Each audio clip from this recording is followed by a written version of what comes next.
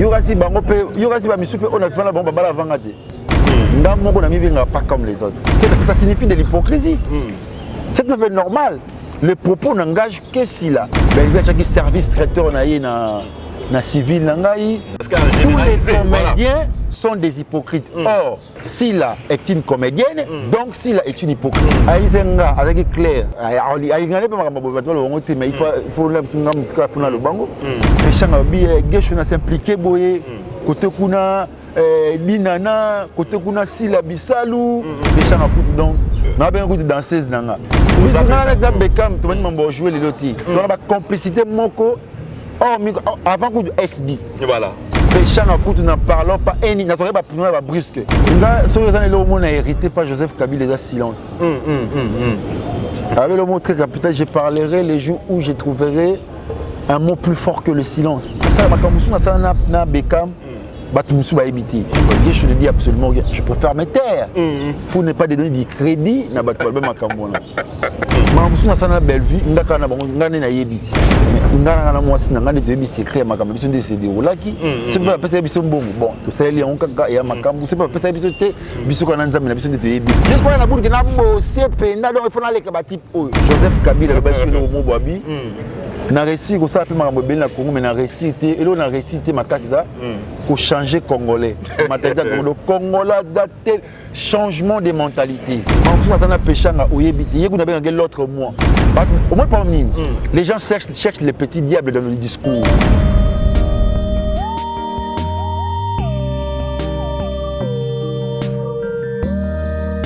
Voilà, merci fidèles internautes de partout au Nagabiso à travers le monde. Il y a différentes chaînes à Bisso, où l'on a reçu la télévision et puis na Toyokana télévision, émission Nabino 100% news, émission caractère socio-culturel qui est présentée par votre humble serviteur Segon Kapanga Kapangalogie. Merci encore une fois parce que vous avez belé de partout où vous avez Bisso. Big salutation à toi, mon manager privé Vicky Jenny na Charon, mon compte Charon, Azarolanda Bisso, ma nièce privée chérie Lilinga Biwele. Na France. Voilà.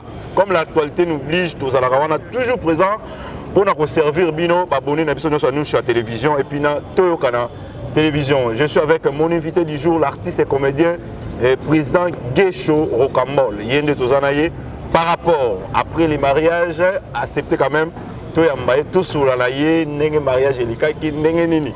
Ba dire ya ba tuizala ki nenge nini. Et apprécier qui mariage à président en tout cas les lois permettent biso to ya président Gesho to solo na ye nengo bosenga ki biso en tout cas to zamana na ye Joseph Fongola déjà plateau na biso président Gesho bonjour. Bonjour Segon Kapang. Bonne santé. Dieu fait grâce, ça va. Vraiment. La santé ça va après les mariages moi et puis moi je te fous moi sous moi mon cœur quand même par rapport à nos alaki. Il va les avier quand même.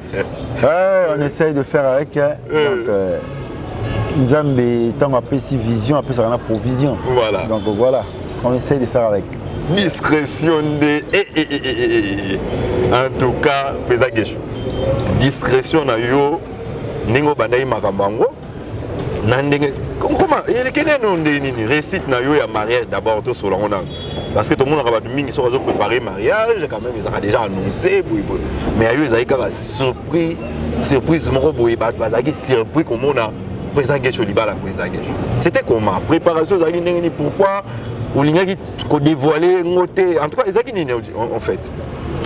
Non, c'est parce qu'il faut s'attendre que du fait que nous sommes les hommes publics, de faire les taux s'exposer en public s'il faut faire les choses.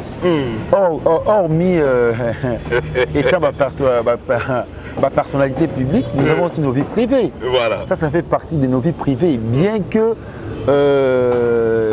tant que ça, ma Cambou, public est à Rabisso et l'Ingaka, tout y a passé Bangolam sous message, des bonbons lingila. Mais moi, nous avons nos vies privées, on est dans ma vie privée. Voilà.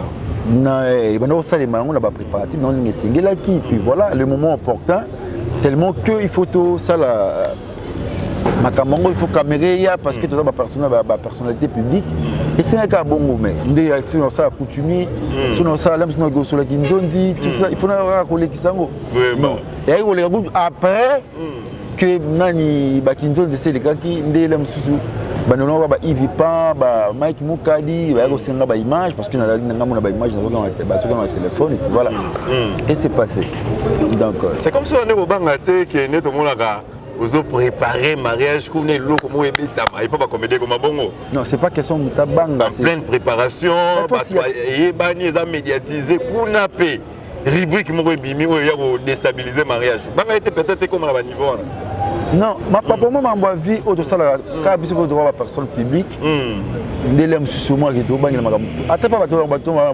personnalité publique et ça me l'appelle bon pour bana ba ex bana ba vie passée tout ça et ya kala musuna msu ndeko mo lobi côté kuna mais du fait que yebani na ngote le bato qui fait ngote bon biso ko la to yebani na yebini na mimi na makamnanga na sala na vie moko passé aussi les cas au bateau là msunga pe na sana bango vie ce ne sont pas les gens qui viennent qui vont venir s'exposer non nté yorasi bango pe yorasi ba misu pe on a fait la bomba bala vanga te ngapa tu fona na lobela pe bon pour bomba bala ya vanga non il y a ngote za lobela surtout parce que vous êtes homme public exactement il y a on a vu que biso ko to ba homme public maman le bamela bongo donc na vie makamanga déjà combat groupe nanga za agence culturelle pas comme les autres ndamo ko na mibenga pas comme les autres c'est-à-dire que j'aime pas faire les trucs comme les autres ndeka lokwa o sema kuna bongo yanga pe fese mabo yanga pe fese mabongo non voilà lokwa c'est salemaki et salemi donc ne doit pas photo balader donc c'est que personne a beau na homme public ba boti sun denga nini tout là on comprendre donc maman faut tout donc ndé abo so mo na suisse mais asu ndé mi denga nini atabino mo et ça normal donc nous avons hormis les cinémas tout comme les théâtres que nous faisons nous avons nos vies privées nous avons nos vies familiales au photo salaka et c'est ngate tu ko exposer sur la ligne de la bifana boni ndena bomonga bona la nzala lobby pour une personnalité publique mais les comme bon à part sur les réseaux sociaux bonne na les réseaux lobby vie artiste ils arrêtent sur ya robomba na te ils arrêtent sur qui est moi lingo bomba et comment nango toujours fallait les lobby lui fallait les lobby non voilà tu évites quand même attends personnalité publique fait le aller ni donc point donc nous tout faut débattre et surtout bon ba ko exposer en côté où aller lobby ni jiba aller lobby voilà bon point kaya biso ne faut pas la ça gesho na libala na yo elo nini vraiment et pataki yo parce que tango bali oza homme public oza na ba collègue na yo na univers na bino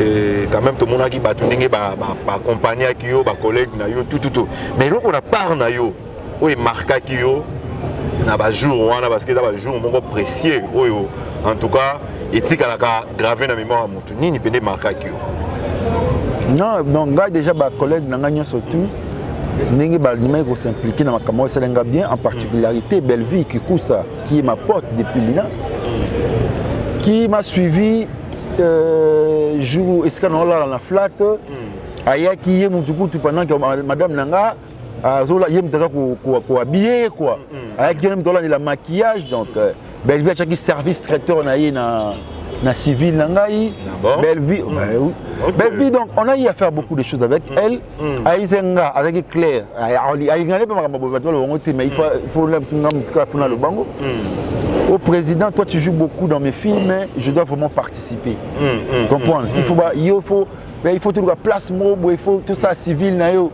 vraiment ngana luika esika na président nga fona luango Belleville vraiment c'est une pote pour moi so dans le bablo ka boye a rolingane pas ngoté maintenant dans le bango parce que andimaki ko c'était dès sa volonté ngana yate na sengelo mobo c'est elle qui m'appelle c'est elle qui me dit ça et nga ça m'avait marqué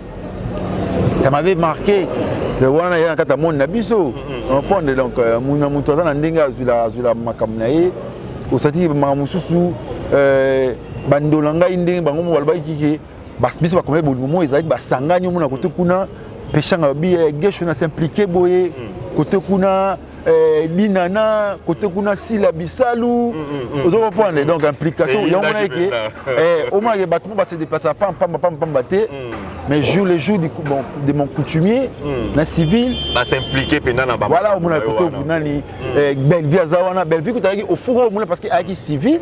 Si n'a pas quoi coutumier, elle était là, mais elle était souffrante. Voilà. Elle était malade, ouais, exactement. Ouais, s'il a aussi été malade, mais c'est accepté qu'il cause la on a déjà joué à coutumier et puis voilà. N'a pas la Bellevue, ça a reconnaissance ouana.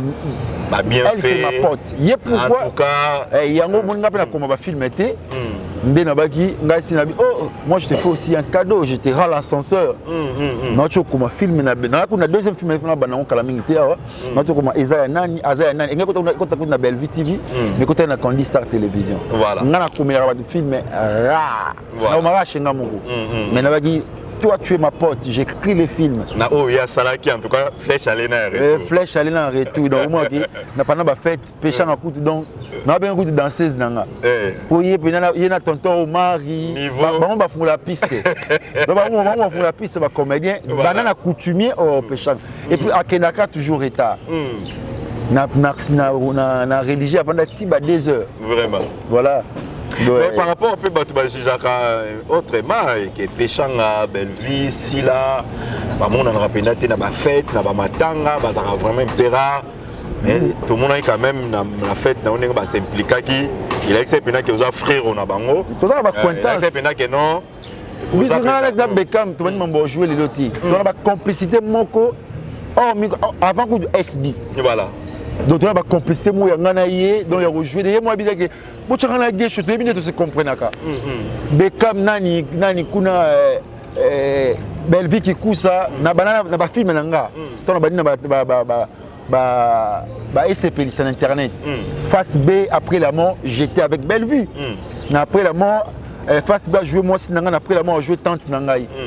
Comprendre? Donc voilà. Péchant à coup, nous n'en parlons pas. Et nous n'avons pas brusque. Pose-le brusque. C'est un mot facilement. Je te dis, pose-le brusque. C'est tout un problème. Maintenant, nous avons péchant à l'âme sous brusque. Mamie, nous avons un jour tel à disposer le pétant. Bêta machine, nous avons become brusque. Vous comprenez? Donc, nous Jean-Paul Lushimba, et puis, donc, nous avons chaîne Nabiso Nini Bokeseni. Mais na Bellevue, Pechanga, Sila, na même Bokeseni. Ouais, donc la personne de Jean-Paul Lushimba, Mboteskazali, Maria Chimonga, la patronne d'Eli, Georgine Lushimba, voilà la grande famille, donc c'est aussi ma famille donc. Donc au moins qui était aussi bon trop musique, tout ça va faire même les cordonniers kuna la vie moro de Sila kuna et pesa makambu danger. Et pesa makambu danger donc tout la musique bandondinga ba CD, on s'en beaucoup on a bien bilongi moko ya. Dans la photo moto publié ya 16e arrondissement. Que notre publié on katengai pechanga na de Londres. Voilà. Sida Bilele. On a su quoi il y avait un gars joué le capitaine de l'équipe. Voilà. Mon président. La fait si mot de trop affaché là coup alors. Yo au bas là déjà vous veut dire assassin te bani. Parce que tel gars la chombo. Ah na là par là ma bé. Voilà ba kulutu OP. Bazala toujours l'habitude bien parce que de Londres, Bazala tellement sympa dans mon moi. De Londres en plein succès à Rota Biso to répéter na pas modéro, voilà pas modéro totokani na mokengeli. Voilà. To tourna na yé na groupe modéro totokani. Très na mona muto na ba il est trop sympa. Sympathisme même pas c'est monsieur José de Londres. José de Londres. En dépit ba succès na yé. Non. Tant à Outimi qui a tourné le rocambole. Donc c'est pas quand on a tourné le rocambole. Et puis c'était une joie pour moi. De Londres a tourné le rocambole. Paf, tu bêtes le romba mort. Et ça fait ma camion ça m'a coûté. Donc la grande famille donc là c'est quoi na mon abiso oh na ngoza na problème na mututi. Voilà.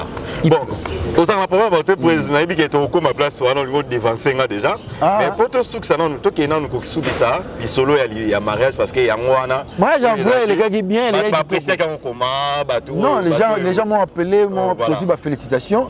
L'œuvre humaine n'a jamais été parfaite, même s'il y a eu des imperfections aussi na carte tout au long ma camoyen c'est tout bon. Ils ont œuvre humaine mais quand ça là pour Ezaka bien donc avec le moyen de bord Nzamba Sungibiso et l'équipe bien civil coutumier religieux et puis voilà donc Nzamba sali grâce. Voilà, Nzamba sali grâce. On appelle si moi si nanga pe sous gros bisous et si Kazali venait le sang à la taille acoustique. Donc la grande dame. Vraiment. Sali gena benga malelo. Papa. Monsieur. Donc, voilà donc monsieur Guécho donc voilà. Avec un grand M. Il y a Osambate. Voilà. Alors, président Guécho Kambol biso à Kinshasa awa na milliers na bino na univers na bino makambezanga raté toujours. Président Guécho Abali, to sola ngo la fois passée. Mutu Abali, ça la giboy, mutu so akufi na boy. Président Guécho Abali, mais ba rubrique ebima gebele. Président Guécho Abali, mbongo moi si amoko ya poto ya mwazu ya décevoir et ko bala moi ta Kinshasa. Quelque part, ils ont bilo moko boyi bane ko leka tout au long il y a mariage na après les mariages. Tant ki ba bilo ko wana. Aux moments il y a moi c'est à poto et yango yo bala ya moi ça Kinshasa. Réagir nini les deux occasions quand même ya osola na yo par rapport il y a ba tourner ba loba ba page be ba publier ba o ba loba boye o ba lobi boye o ba lobi boye misuko to to moni ote yo par rapport ningo za na basi ya poto pe ninge bima rapena yo to moni yango pe na bongo te misuso mbongo moi c'est à poto yango ba ile moi ça Kinshasa quelque part la part bon nga so yo le mot na hérité par Joseph Kabila des silence. Avec le mot très capital, je parlerai les jours où je trouverai un mot plus fort que le silence. Je préfère ne pas parler. Non. Mais je ne trouve pas un mot qui est plus fort que le silence. Parce que je ne veux pas donner du crédit. Est-ce que c'est fort important de leur donner du crédit? Mais silence. Ouais, moi je préfère, c'est vrai. Je préfère c'est faux. Non, là, en anonymat. C'est vrai ou pas. Donc, je le dis absolument, je préfère me taire pour ne pas donner du crédit. Artiste intelligent, en tout cas. C'est comme Tonton O. Tonton O, Marie. Il y a Péron Dombas, n'a pas chopé mon ami, mon jumeau scénique, Tonton Loulou. Tonton O, a Tinenga, Liam Wabnanga, Tane Bao côté là. N'a pas si ma masse, Bandolanga, baleine, je crois baleine. Hier, on a pas si Kofax, n'a pas si bon beauté. Donc, moi, je ne peux pas donner du crédit dans ma Cameroun parce qu'il y a certaines personnes, moi, je ne connais même pas. Donc, du fait que nous sommes des hommes publics, c'est tout à fait normal. Mais moi, si on a des secrets, ma Cameroun, c'est des roulaki. C'est pas parce que c'est bon. Bon, tout ça, il y a un cas, il y a ma Cameroun. C'est pas parce que c'est mais je parlerai les jours où je trouverai un mot plus fort que le silence. Non, maman, silence. Naïbité en tout cas, président sortant, enseignant belé. Donc, naïrité, il n'est pas naïf. Enseignant belé. Au moins, on a pouvoir. Abi Moutoua Simima qui a son raté, a raté. Magambo évolué. Votre question à lui, je parlerai les jours où je trouverai un mot plus fort que le silence. Et moi, ça m'avait épaté. J'ai dit ça, c'est trop fort. Je crois bien Boyoki déjà réponse au président Guécho. L'action parle beaucoup plus que le mot. Voilà. Par rapport au Neboloba qui moi si à Porto Moro Boyazo qui bon on a un d'abalé moi ça Kinshasa à lobi à Roloba jour à mon na maloba muso za makasi kolika silence derrière au pire réponse voilà. Pour comprendre en haut, n'est pas comprendre voilà. Président Guécho Rokambol lelo oyo oza parmi les artistes et la fierté à théâtre na biso neto bengaka théâtre congolais. Nous avons parmi les bateaux qui ont fait le coup, il y a art et mboka na biso. Mais les autres ont toujours été solo, il y a art et mboka na biso. Toko tchango na 40e position lelo na Afrique, to na monde entier. N'est toujours qui na ngwa mboka. Toko tchango na 40e position. Bon, ça, dans la carte d'Afrique, s'il faut parler du cinéma, nous voyons les Nigériens Baza ou na première position en Afrique. Parce que déjà, Baza deuxième plus grand producteur au monde, deuxième nigérien. Ghana et Zoya Puna, voilà, donc Nigeria produit plus de 2500 films par année. Voilà. Donc déjà,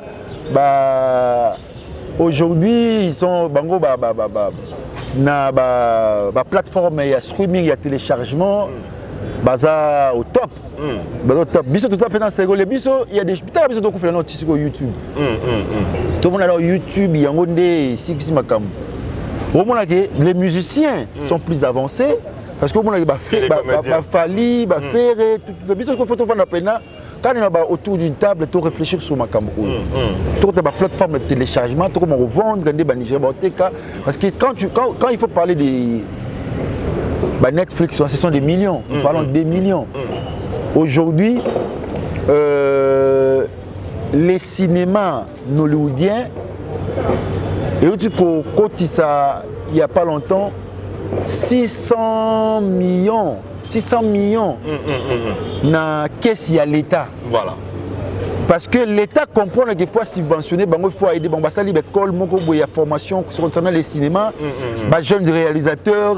Donc tout ça, ils sont apprentissage vers les étudiants et consorts. C'est ce que le Congo doit penser sur l'industrie cinématographique, aux ESAT, donc voir même côté musique, l'industrie musicale. ESAT, il faut réfléchir sur Makamwa, sur la culture. Comme tu sais, la culture élève une nation, la culture c'est le mode de vie d'une société, d'une nation, mais l'expression vivante de la culture, c'est l'art. C'est à travers de l'art que nous voyons la culture, qui est l'expression vivante, une vitrine de la culture. Donc la culture englobe tout, la politique, tout ce que vous voyez là, c'est le mode de vie d'une nation, d'une société, la manière de vivre d'une nation, d'une société. Mais l'expression vivante de la culture, c'est l'art. Voilà. Le théâtre, les cinémas, la danse, même tout ça, les artisanats, tout ça, surtout. Le Congo doit prendre en considération tous ces mondes-là, la musique, tout ça. Parce que le pays ne s'implique pas, ne considère pas la culture de la République, mais au moins les musiciens font la fierté. Nous, les Congolais, nous faisons la fierté. Voilà. Vous comprenez que voilà combien la diaspora congolaise consomme les œuvres des artistes congolais à travers la plateforme YouTube. Voilà comment la diaspora congolaise consomme la musique congolaise à travers plusieurs plateformes. Il y a des téléchargements, il y a des streaming, il y a YouTube et consorts. Mais chez nous, apparemment, des musiciens, Félix Ouaget, quoi, que biso richesse na biso mingi. On est en plus monté mamabe. Pourquoi on a le bélo? Parce que biloko zolo ba oyo, mais fort nini o bino bozo fournir parce que chez les comédiens toujours kaka et ça là qui besoin qui boy. Oyo ndenge lelo présent gesho tozana awa à cause de la fierté na biso. Mais bato moko boy tant ba mono komi au sommet moko boy bato moko boy ba collègue na yoka ba luka ba kitisa yo ba luka ba ba crier Congolais préféré. Voilà. Même la musique, Congolais préféré, Moninga Mata. Il y a que là, dans la cimetière, il y a lokayo, yo matati, pour yo les gabangoté. Voilà. Oh, faut pas accepter l'esprit à émulation. Vraiment. Parce que l'esprit à émulation, que massa n'a pas d'avance, n'a pas fait bosser du tout n'a pas les cahiers. Cet esprit-là. Au moins il va trop village, au besoin de villageois. Donc on va la porte va biso va bleda, outil bled tout ça. Ba villageois ba esprit ni. Na yekin. On a principe mi balé. Égaler puis surpasser. Donc il faut la kokano puis na les cailloux. Yango ba bat ezala ba commerçant ba uta na mboka ezala ba uta na mboka c'est dire yala na buluke na kokana na puis na les cailloux. Voilà. Jusqu'au kinois au seleki ta oyo. Ta makaba c'est na poto bat na poto ta embléja ya kuna voilà il a un comportement indigne, voilà comment il se comporte tout ça. Jusqu'à la boule que na bossé penda donc il faut na les type oyo. Au moins yo surtout cet esprit, il y a convivialité, il y a c'est consolidé aux Arabanjilois. Nabami Kili. C'est soutenir le cola les kamoussous sur la blaguité. Moi, il y a un esprit de solidarité dans le niveau de la renseigne-toi au monde. Parce Voilà. que dans le banc, en connaissance des causes. Voilà. Si on a Congolais, va partir à Mikili, quand on a avancé à préférer, on a fouillé la police, comme exemple, on a la drogue. On a fouillé la police, parce que Moninga, Azu, moi, sans pépé, va parler, tout. On a fouillé pour Yopena Okoma anéanti. Il y a un moni Joseph Kabila, le Homo Boabi. Na réussi ko ça pe ma mbele na Congo mais na réussi et là on a réussi ma kasi ça pour changer congolais. Le Congolais daté changement de mentalité. Il faut se pencher dans les plus fort. Le Congolais faut changer la façon de voir les choses, la façon de réfléchir. C'est très la manière de cogiter donc il faut amemama bien. Apparemment aujourd'hui dans le monde de Nabino Bino za ba personne publique to ba homme public bo les gars trop pendant la émission té so deux occasions bo en tout cas to profitera to poser bino ba question sengeli pour na bino c'est on a yo si la bisa lobeka a auto ça l'émission on a confrère même sauf Vincent Toulouse ba propos loba qui lelo et créer moi ba problème moi ba polémique et les comédiens sont des hypocrites. Les comédiens en général baza ba hypocrites par rapport à ma ramonio to ba évolution avancement tout. À propos de si là, actuellement. Non, c'est là n'engage que si là, mais si là, j'ai suivi l'émission, il a dit, mais chaque personne a un caractère hypocrite. Mais c'est tout à fait normal, c'est naturel. C'est tout à fait normal et c'est naturel que chaque personne a un caractère hypocrite. Moi, je peux me comporter en sournois envers toi, mais il faut comprendre ça signifie de l'hypocrisie. C'est tout à fait normal. Le propos n'engage que si là. Voilà. C'est-à-dire qu'il a Asali remarque Mongo qui est tout à fait naturel. Mais et déranger comment? C'est-à-dire, comment ça peut déranger? Parce qu'il y a moi dans le syllogisme, mais il y a pas si là dans la Kati. Voilà, parce qu'en tous les comédiens sont des hypocrites. Or, Sila est une comédienne, donc Sila est une hypocrite. C'est un comportement généralisatrice. Un comportement généralisateur, si les mots existent. Comprendre. C'est-à-dire s'il a généralisé et biso étant humain, c'est-à-dire que chaque humain a un caractère hypocrite. Et c'est normal. On a une hypocrisie dans le monde. C'est là qu'il n'y a pas d'hypocrisie dans le monde. Et pourquoi il y a ça problème? Au moins, les gens cherchent les petits diables dans le discours. Oh. Pour en faire un peu.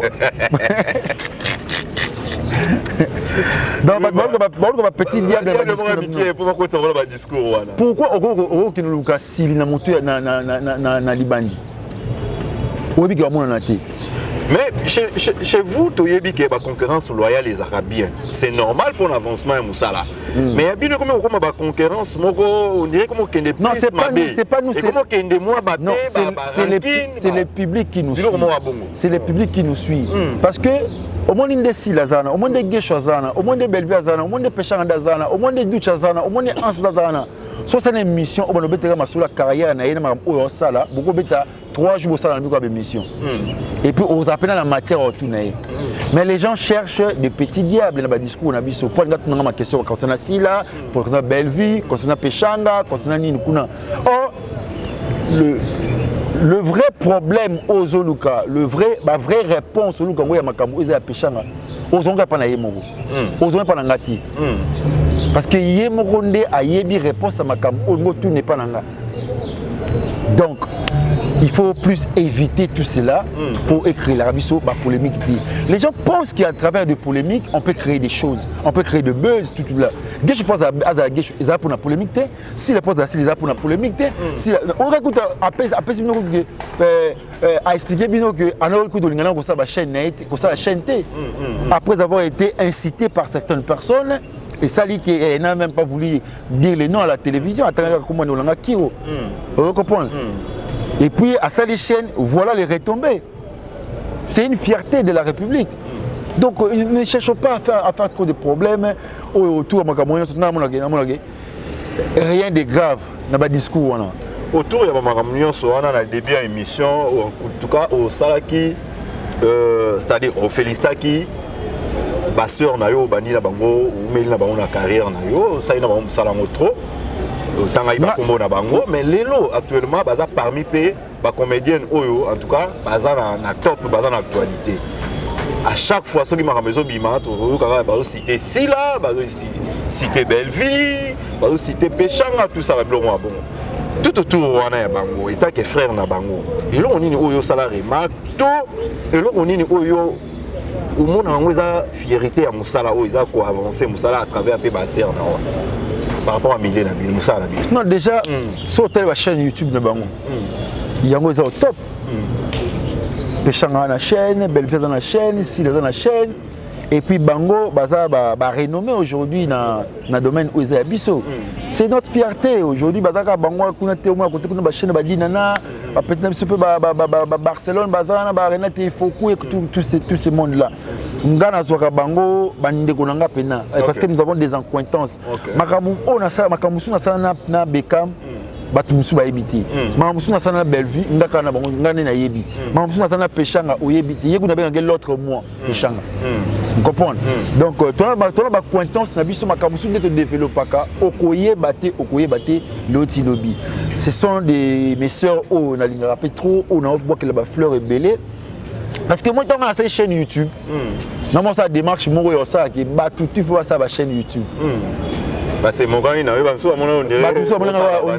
on est dans prêcher dans désert surtout Bellevue qui coule cette lokanga na makam o trop Bellevue kandi to sola makambo bel effort comprendre nzambe ka yenda yebi les autres la prolifération de la chaîne YouTube parce que nous comprenons que ces gens-là qui se disent producteurs nous exploitent et ils bénéficient, nous ne bénéficions pas. Beaucoup aujourd'hui qui sont nos fanatiques sont devenus des producteurs de leur chaîne. Et puis on les a travaillé un comédien ou une comédienne appelé Simbongo, comédien un rebond de la bine pour faire les films à mon mouki. Voilà. Nous avons encouragé la petite sœur de Aïda, celle de la chaîne, on a dit petit n'a pas film la chaîne. Nous avons un rôle qui est là. Tout ça, on a eu Kapanga.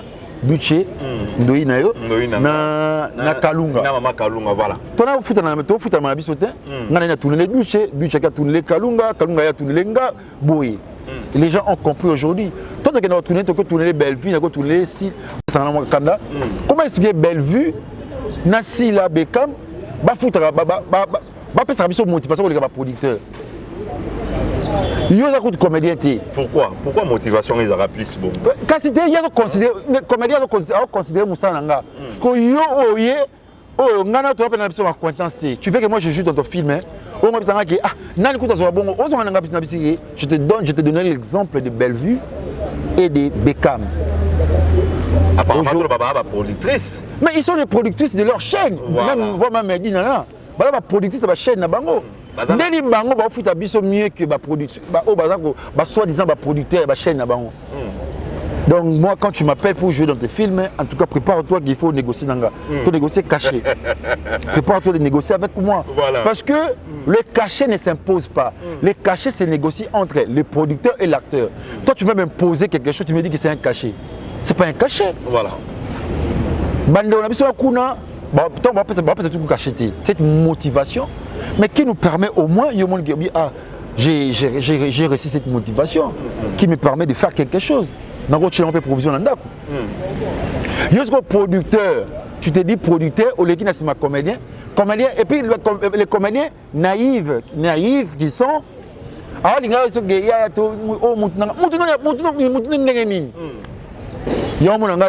gag na préférence c'est la chaîne nanga voilà on reprend ou soit non c'est là où comme la Bellevue non comme la nani Beckham non ils entraide entre biso pour biso to na balarti raison pour laquelle comédien peignon c'est bon ça exactement biso pe non tout ça avec Bellevue qui coûte ça merci parce que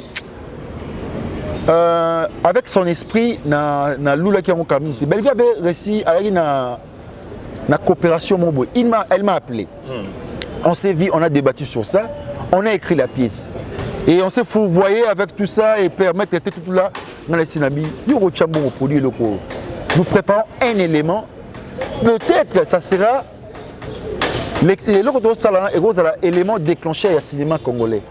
Ah bon? Je te dis, les extraits déjà na publié sur Instagram nanga, il est pas publié sur la page nae.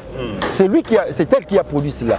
OK. Bellevue, Yem Daché, Aché sur une bonne Daché, c'est moins de bord. On s'est appelé Beckham. S'il a tourné na Kati, Bobo a tourné na Kati, Nani au capi de la mort Karine Pala, le président Elombe, les projets ils grandiose, tout la comment tu faire avancer le courant. Tout qui est dans la plateforme à téléchargement, tout qui est dans la streaming, tout qui est dans la Netflix, tout qui est négocier. Et merci à mon ami le réalisateur Deschamps Matala, où il a compris qu'il y a une vision à biso tout ça est là comment marquant. Bientôt là, Boyo Kambunda, Boyo son de la trompette. Et bêta. Et bêta. En tout cas, et vous avez élément déclencheur dans le cinéma congolais. L'extrait on a déjà na page nanga, beaucoup na page Instagram nanga, beaucoup na page Facebook nanga, na TikTok nanga page na Tiango. Bon on a extrait ya film wana coutume. Ouais. Voilà, où ils ont produit par Belleville Kandi. Voilà, écriture na yo. Écriture na biso, il y a écriture na biso autour d'une table. Tu commis scénario, tu commis synopsis, tu commis dialogue. Voilà, maman ni bias bazan ba jouer ba dingizoyo ba Junior Lusaoulou. Un très bon film. Vraiment. Idée à Belleville. Vraiment Tozo Zelango, président Gesho Rokambol, Tozo Zelango vraiment, fanatique na bino, balingara théâtre congolais de partout. En tout cas, péchant un peu donc pour tenir mon dame bon peu côté na carte le Congo donc. Voilà. Et c'est le moment où mais tu auras chance au coup na serre non, te serre no père na idée bien serre no péchant. Ouais. S'il compte péchant, idée moi bien on dirait. Il y a une série et YouTube CD. Série on a CD mais CD pena. On irait. Non, après je crois Wakanda. Nani un truc là qui anda tout ça. À Flash il a des idées, elle a pas mal des idées. Ah projet moi moi bien. Donc il y a pas le moment comme n'a été alors moi discrétion na rapport wanga. Pas fatigué mbamo magam. Voilà, il y a un esprit na wana. Voilà, péchant à Mobutu. Voilà, président Gesho Rokambol qui n'a pas déjà avancé na faire émission na biso mais après les mariages je le vois que solo là ba fan na public na yo Barokambolois na barokamboloise donc le micro tout lancé déjà après photo le festival mon aller message na ba fanatique na biso barokamboloise nyonso na so appel de partout na bana rokambol na 2015 bat ba changa presse na pesi ya nani Enoch Musengi na pesi Sephora Musengi na pesi Mbote ba changa pression fort na pesi pe maman Mireille Nicole na pesi pe Mbote ba changa pression il faut répondre de rokambol faut to banano en bonne et due forme avec une très bonne technique ba rokambolois na ba rokamboloise surtout dans le monde na pesi Mbote déjà page na bino déjà to chango place on a les rocambolois dans le monde et bandit déjà on a tous les rocambolois il faut appeler ça Mbote second parce que c'est très important pour la biso dans les parce que c'est tellement motivé on appelle si ya mete yangunda no ya maman nanga ya mete yangunda songa mbeli babeta liko fité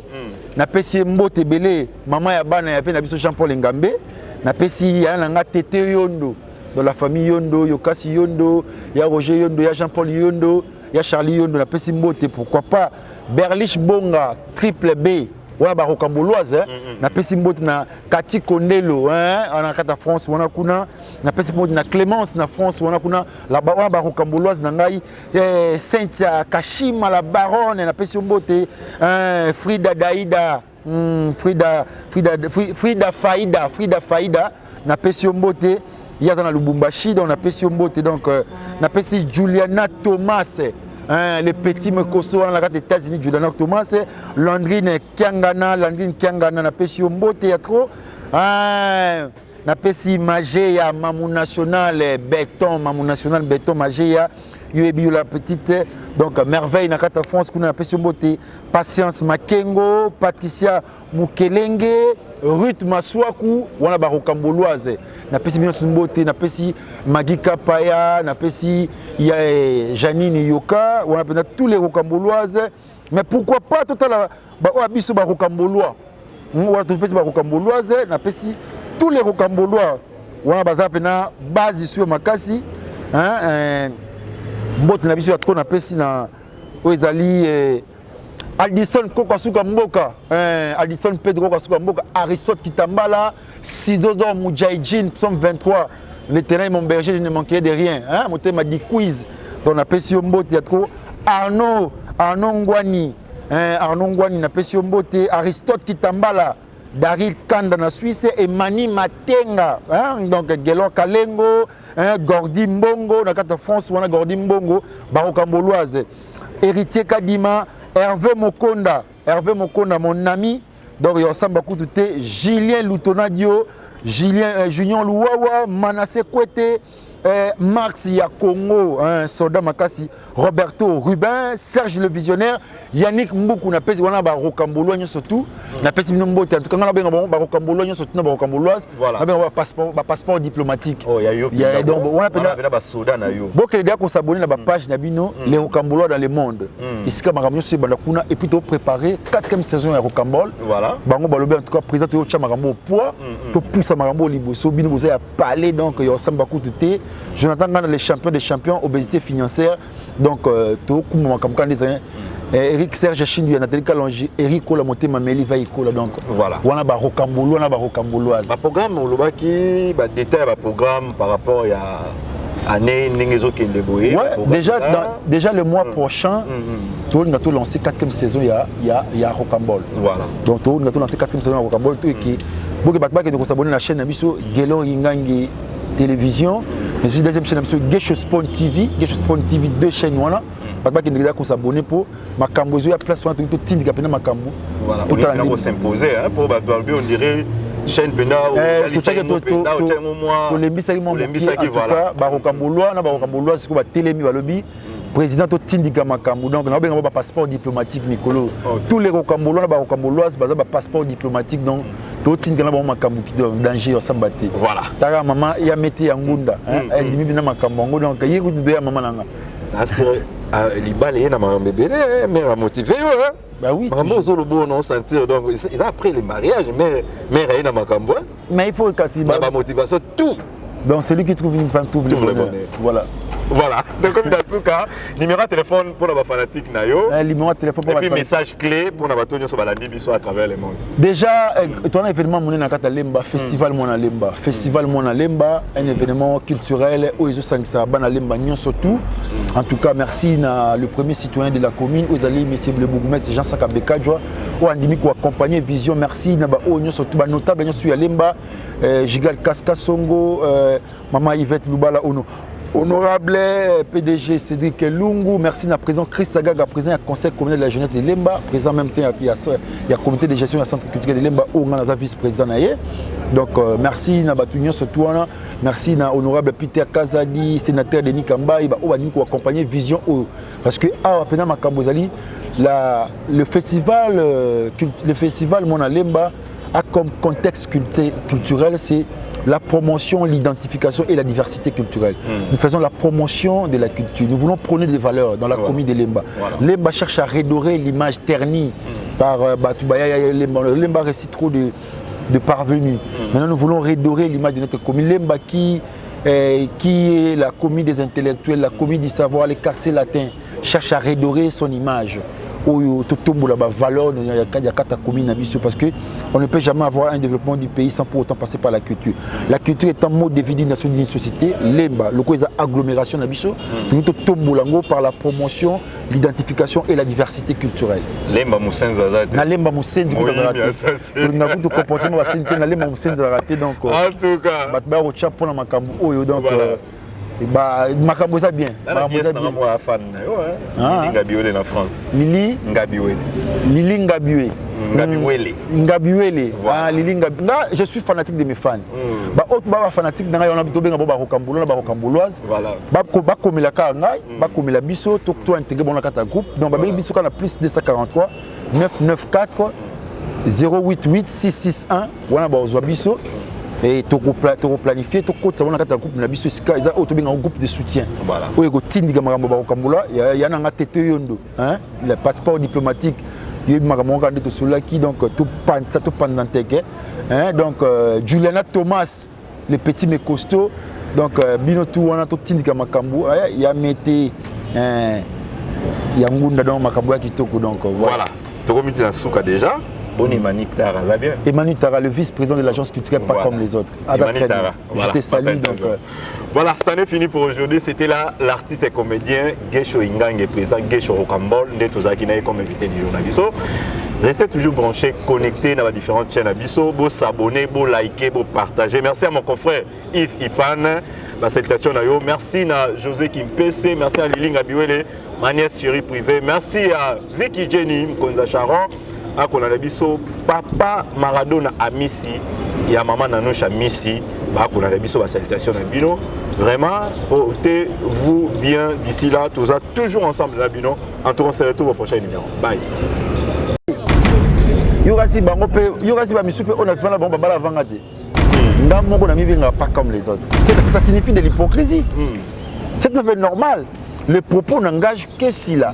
Il y a chaque service traiteur na civil nangai. Tous les comédiens sont des hypocrites. Or, Sila est une comédienne, donc Sila est une hypocrite. Aïzenga, avec clair, Aïzenga n'est pas mais il faut le bango. Les gens ont s'impliqué, côté kuna Linana, côté kuna Sila Bissalou, les gens ont donc. On a bien goûté danseuse nanga. Nous avons Beckham, tout le monde a joué les lotis. On a la complicité moko. Avant coup de SB. Voilà. Les gens n'en parlent pas, ils n'ont pas brusque. Si vous avez le mot hérité par Joseph Kabila, il y a silence. Avec le mot très capital, je parlerai les jours où je trouverai un mot plus fort que le silence. Ça, c'est Beckham. Je le dis absolument, je préfère me taire pour ne pas donner du crédit à Batoualbe Makambola. Je suis en belle vie, je suis en naïbi. Je suis en naïbi secret, je suis déroulaki. C'est pas parce que je suis bon. Bon, tout ça, il y a un cas, il y a un camp. C'est pas parce que je suis en train de dire. J'espère que je suis en Joseph Kabila, je suis en Boabi. Na réussi ko ça pe makambo ben na Congo mais na réussi té et là on a réussi té makasi ça ko changer congolais matata le congolais daté changement de mentalité en ça na pechanga oyebiti yego na ben l'autre mois au moins pas mine les gens cherchent les petits diables dans le discours